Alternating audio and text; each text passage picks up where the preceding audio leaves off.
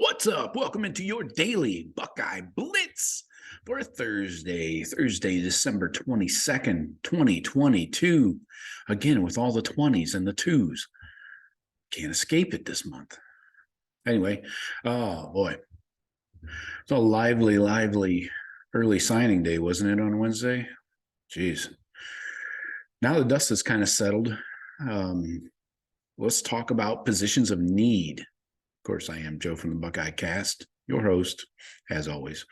Before we get into this, so we're still trying to get a time nailed down for the Chick-fil-A president, Chick-fil-A Peach Bowl president and CEO, Gary Stokan. We're trying to nail down a time. He missed yesterday, so hopefully we can get him next week after Christmas. I'll keep you posted on that. And don't forget, we're not doing a Sunday night YouTube live on Christmas Day. We're doing the Tuesday. I believe it's the 27th. So 8 o'clock, YouTube live. Lock it in. I'll set an alert and keep you guys. If you subscribe to the YouTube channel, you'll be able to get notified whenever we go live. So, and you'll get notified and all that good stuff. So I appreciate everybody subscribing and listening and talking and watching. Yeah. All right, let's talk positions of need. Now that the dust has settled from signing day, the portal's still lingering out there. It's kind of a recruiting dead period, supposedly. Yeah. Is that really a thing? Really enforcing that? I doubt it. Anyways, so we've got the February signing day coming up, and we still have the portal. Guys can basically sign from the portal whenever they want. Same with recruiting. I mean, they can send their national letter of intent at any point. With the portal process, it's a little easier. You don't need to do the whole visiting and dinners and all that stuff. So let's talk about the big positions we need. Let's start with running back. Obviously, we got screwed late by Mark Fletcher and did not add anybody on Wednesday. So what is the plan going forward? It looks like that they don't plan to maybe even add any running backs in this 2023 class. It's possible. Ryan Day said yesterday afternoon that they have good depth there, but what if Mayan decides to go to the NFL after the playoffs are over? What if another running back enters the portal? We've seen speculation. Travion was not happy a few weeks ago. So if we lose somebody there, what happens with Chip? Does he stay at running back? Does he go to linebacker? So I think you're going to have to, if somebody leaves, you definitely have to get somebody out of the portal or late in this class. And it's a little late in this class, honestly. The in-state guys that the Buckeyes were in on and going after late, like Trey Cornish out of Winton Woods, he signed with Tulane. Lamar Sperling, he signed with Buffalo. Both those guys signed on Wednesday. So kind of whittling down the options of guys. The four-star Jamarian Wilcox from Georgia, Buckeyes got in there late. He never visited, but he is unsigned still. So keep that in mind. Maybe that will get stretched out to February. And who knows, if the Buckeyes have an extra month or two, maybe we can work something out. But until the dead period's over, you really can't do anything. Although they say the rumor is that he is not unsigned because of interest in the Buckeyes. So it must be other things, NIL deals, who knows, could be 1,000 things. So, yeah. So the point is, if somebody leaves the program like in January, then we got to get another warm body in there, probably through the portal. So let's talk defensive end.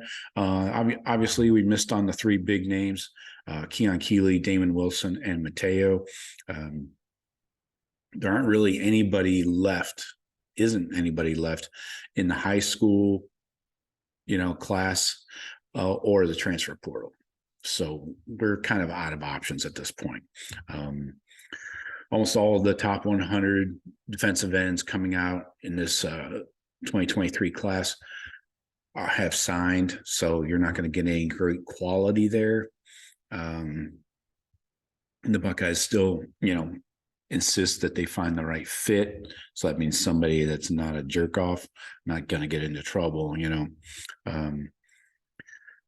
so maybe since Jason Moore's 6'6", the commit, so maybe they move him out to edge. They were planning on him being a tackle. Maybe they have to move him to the edge.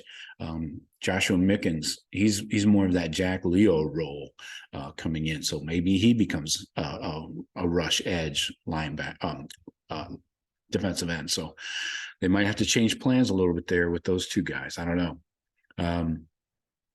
So watch the portal, though, and this applies to all these positions. After the bowl games and playoffs, I've said this yesterday, the portal is going to explode again with probably a few hundred names and probably starters for some of these bowl teams. Once their games are over, once these playoff games are over, some of these guys are going to be hopping in the portal. So that's where you can find some quality. Cornerback, very important there. We got two good ones, but we got the decommitment of Kay and Lee. We really needed a third. So that opens the door for Fentrell Cypress from University of Virginia. You might remember me touching on that. Was it early this week or late last week anyway? That guy could come right in and be a starter, or at least compete for a starting job. He is a one year of eligibility guy. So, it's a one and done kind of thing. And then it does open a spot for the 2024 class. So we'll see. Who else? Oh, there's a 4-star Roderick Pleasant out of Gardenia, California. Junipero Serra. I don't know. Must be the high school name. I don't know. Anyway, USC and Oregon are in on him. He still hasn't signed. He's waiting till February. So who knows? He could stay out west, but watch that. At least it's a 4-star. Again, late in this cycle, it's hard to find any quality. So look for him. Look at Cypress in the portal and this Roderick Pleasant out of California. So last one, offensive tackle. Toggle my tackle. There you go. So probably going to look at transfer portal here as well instead of a high school prospect. It's hard to find anybody experienced, obviously. You got to go the portal route. You're not going to start a freshman that just came out of high school at any tackle. So you got still out there is the Stanford tackle, Walter Rouse. He's recovering from an injury that may keep him off the field through spring football. So that's a bit of an issue. I'm not sure how you let the guy compete just in fall camp next year and hope. I mean, that doesn't sound like a great plan if the guy can't get on the field.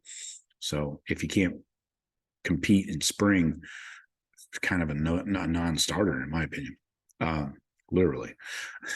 Another guy that Ohio State just recently offered, Washington State transferred Jarrett Kingston. He's a 3-year starter at the Washington State. He missed the last month of his season with a lower body injury. So again, watch him in the portal. Let's see if we can get somebody of quality. And like I said before, after these bowl games are over, beginning of January, early January, when the dust has settled from the bowl games and the playoffs, watch the portal. There's going to be some dudes in there that hop in that aren't getting the playing time or whatever, but that's going to be the best option for many of these needs. So that's what I got for you today. I will hit you up tomorrow. A few more days till Christmas. Talk to you later. Go Bucks.